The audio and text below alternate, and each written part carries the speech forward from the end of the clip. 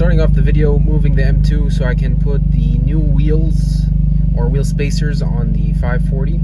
I had some janky ones I got from Amazon, and they had like the double what's it called? The dual wheel bolts. Yeah. So those suck, and it's really heavy, and I think it makes the car drive a little funny. So I am going to swap them over to better ones that I ordered, and they came in. So right now, let's get this M2 out of this garage. Make sure nobody's coming. And I'm doing this to prepare for our trip to Houston, which I'm going to take you guys along with. And it's going to be the first trial for the first trial run for us to do a long journey in this car, in the 540. So now that everything is kind of done on it, we can try and hope that it's reliable enough to take. And you guys will be with us to see if it's not. Okay, I just skipped to me in the garage with the 540 now, because I needed both hands to reverse park into a spot without scratching my M2. And then I figured I'll do the same with the 540. Okay, so I'm gonna go over what I've done since the last video. So really cool stuff. I've redone the fuel pump because the car stopped starting. I thought it was the fuel pump, but it turned out to be the crank sensor.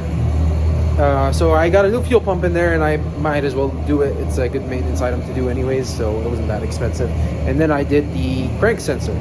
And the crank sensor, that was really annoying because it was like seized in there. I didn't actually videotape it because I thought it was going to be like a 5-minute thing. It turned out to be like a couple hours.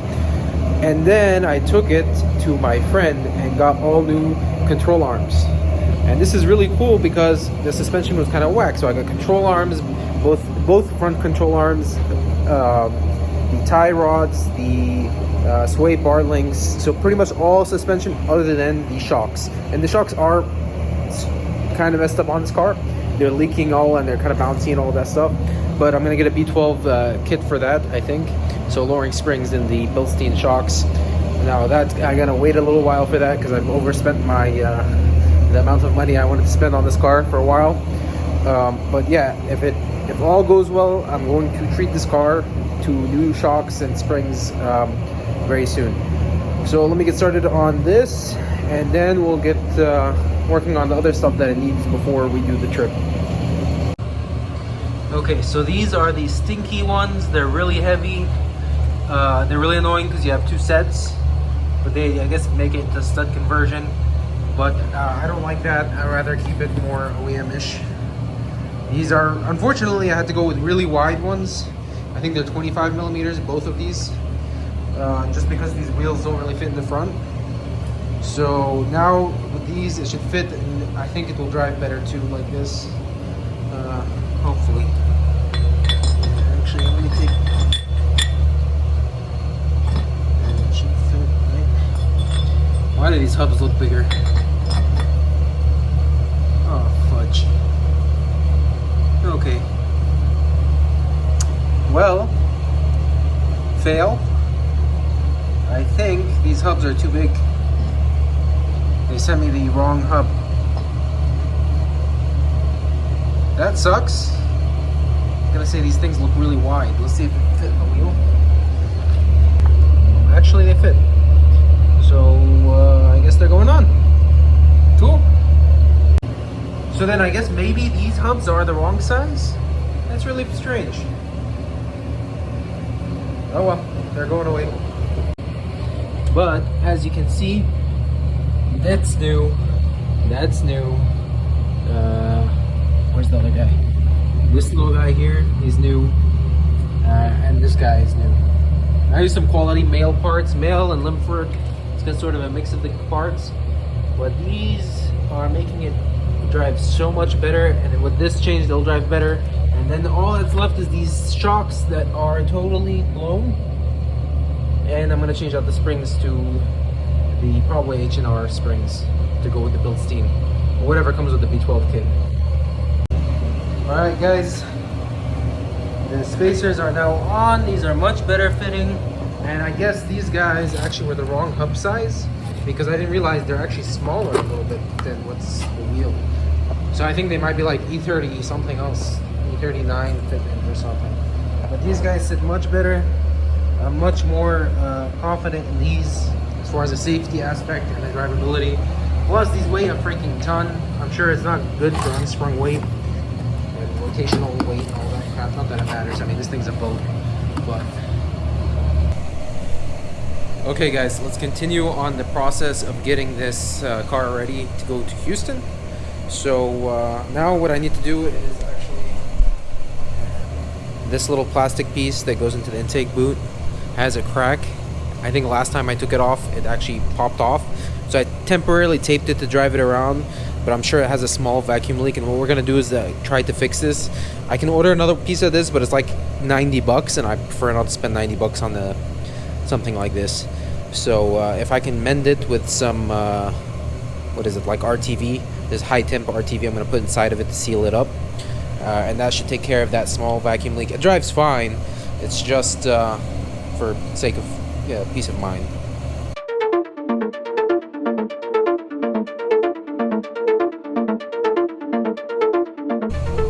Turns out this is more cracked than before. So this inside guy here is actually cracked as well, and from here this guy is loose. I don't know if you can see it, but I put tape on it, so I don't want to really mess with it. So what I'll do is I'll put some silicone here, high temp. Maybe I'll wrap it with that heat wrap over there. I just bought it, never used it. Maybe it will help. I don't know.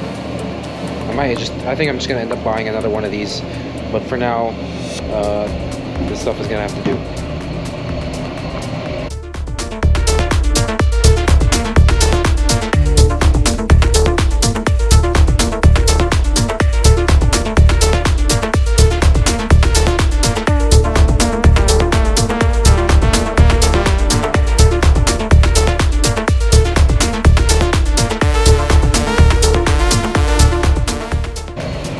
Okay, so this is way worse than I thought after peeling back that tape. I guess there was a layer of tape from the previous owner. It looks like they tried to fix it.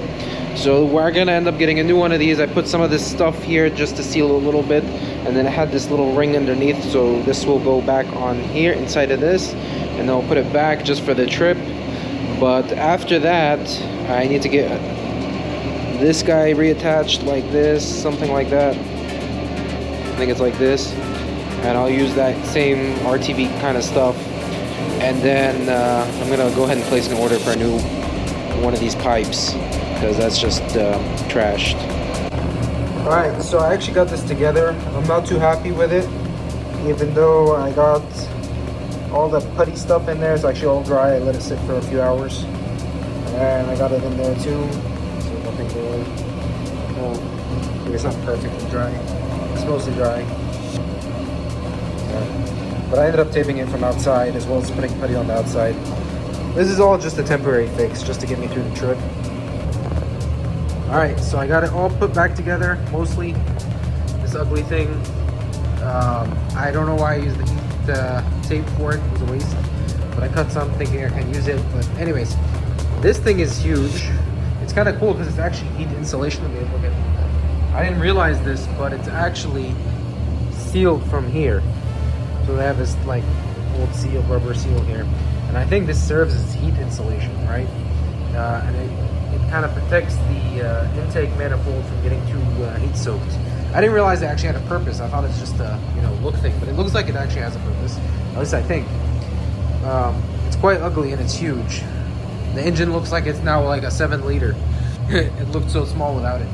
But anyways, nonetheless, it's back on, so maybe that will help with the heating stuff when we're on the trip, or maybe not. Doesn't matter anyways, it would have ran fine. But hopefully no vacuum leaks. Let's give it a go. See. Oh yeah, look at that gauge cluster, man. That's red line's pretty far up there. Just kidding. All right. Alright, seems to be running nice. Guys, we are gonna start the trip. Let's load up the dog. Let's go. So I got this cool car seat cover thing, and it works really good, except for this car because it doesn't have what do they call it, headrests. So let's just hope it stays up enough. Here, sit.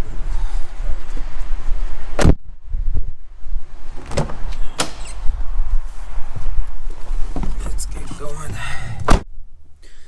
Alright, so the plan, we're heading to Houston to pick up groceries. So we have this big cooler that we're going to put a bunch of groceries in, mostly kebab and stuff. Literally kefta kebab, that they have it pre-spiced and they have like the best spices there. So I'm going to take you guys with me. We're going to tour the grocery store because it's really cool. That's why we're driving all the way there. And that and to test the E34 for the Colorado trip. So if it makes it on this trip without a flaw, then we know Colorado might work. Yeah. So hopefully all the work that I done on the car and all my friends helped me out with it and everything didn't go for nothing, and it's a reliable car to get there, right? So we'll find out.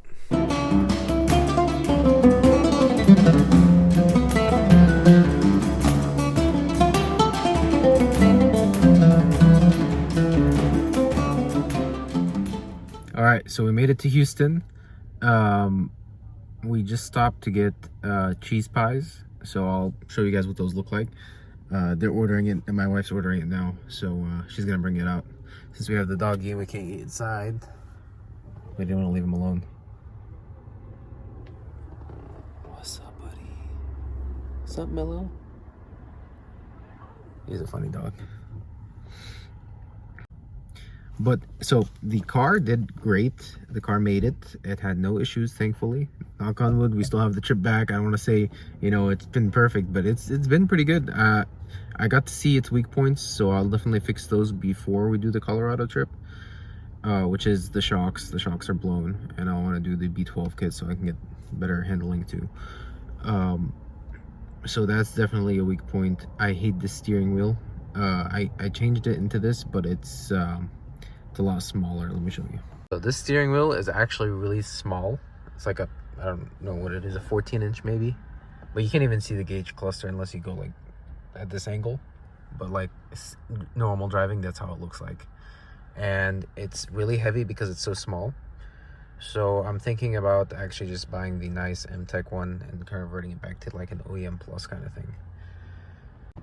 And the wheels, I think, need balancing because there is a vibration, and I changed all the suspension other than the coils, other than the shocks.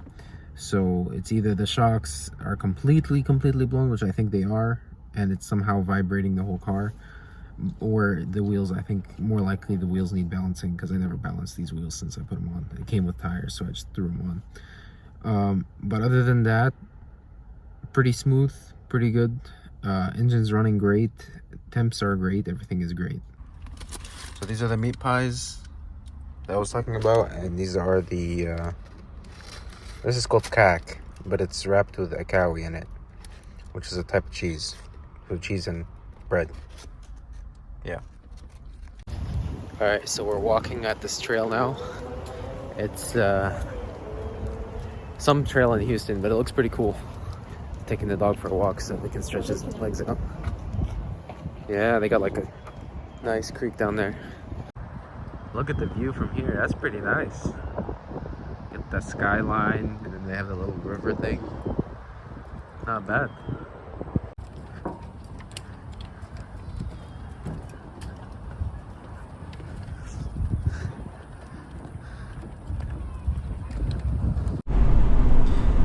Alright guys, so we're pulling up to the Phoenician grocery store. I'm going to take you on a little small tour of the place while I pick up my groceries.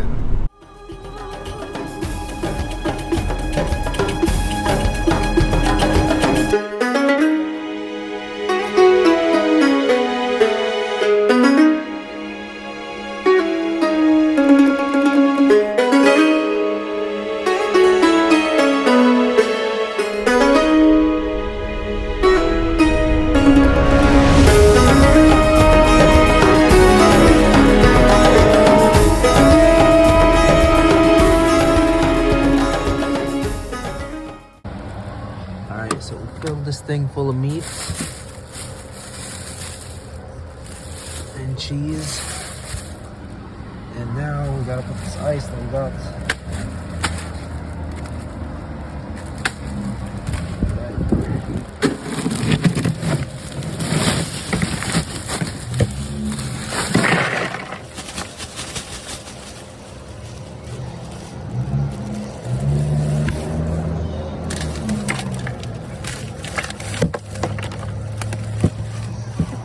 So we finished at the Phoenician grocery store.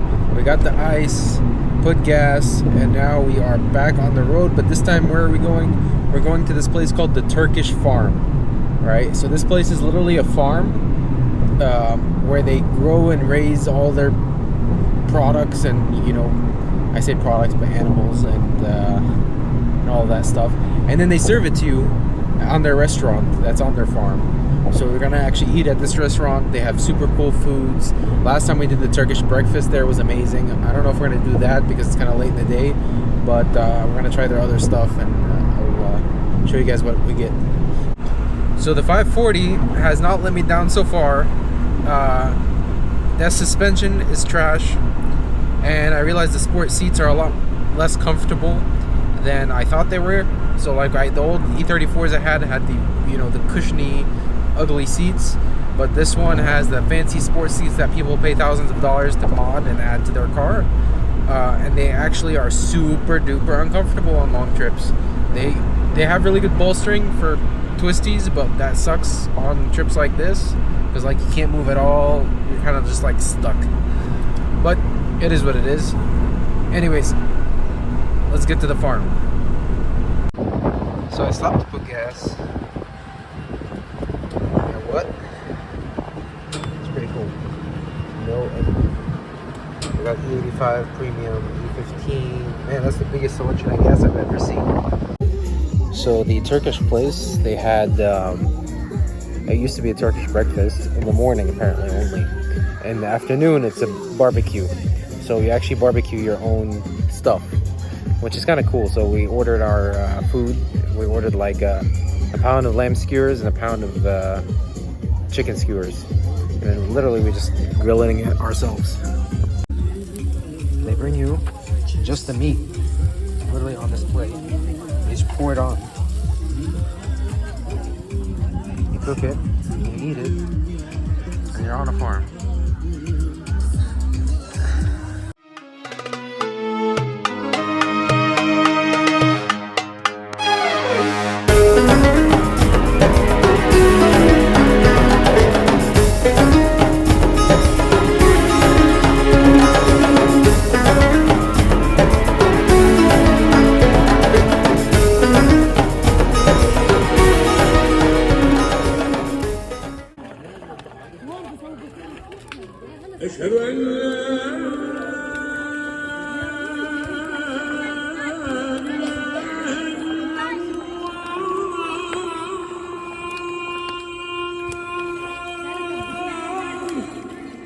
So we are wrapping up. In Houston, we finished everything. We had a great time. Now we're actually on our way back. So I picked up some coffee. This place is pretty good. Summer Moon Coffee on the way back from Houston. And we have exactly, let's see, this is 3 hours and 9 minutes, right? So let's see. Hopefully, so far so good on the car. So if it makes it another 3 hours and 10 minutes, we are in luck.